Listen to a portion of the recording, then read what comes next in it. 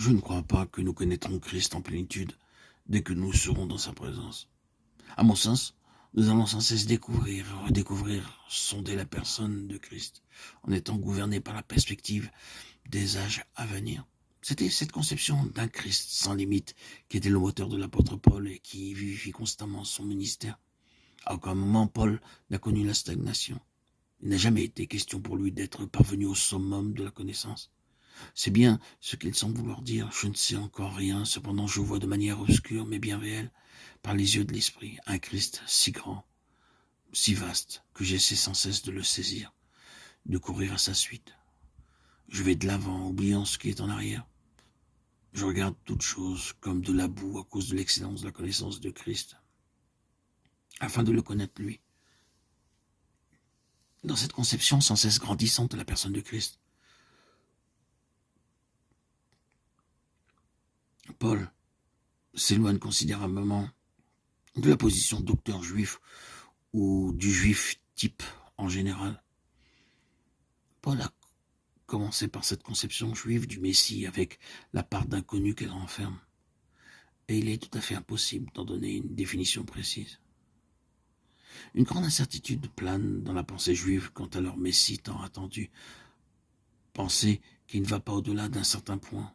Leur idée du Messie se limitait à quelque chose de terrestre et de temporel, à un royaume terrestre et à un pouvoir temporel avec tous les avantages terrestres et temporels dont les Juifs bénéficieraient en tant que citoyens de la terre grâce au royaume, au règne et à l'avènement de ce Messie.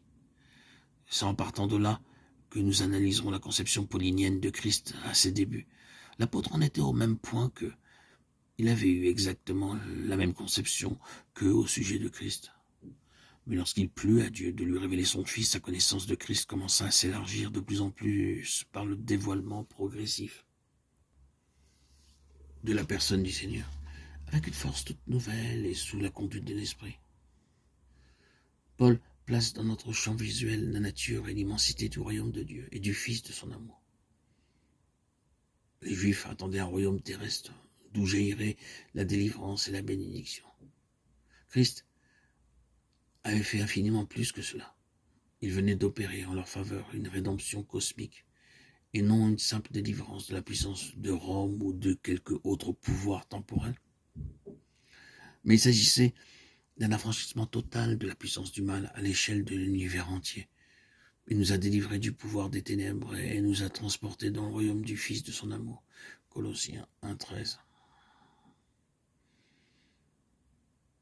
Paul devait donc apprendre au moins deux choses. D'une part, que Jésus de Nazareth était bien le Messie.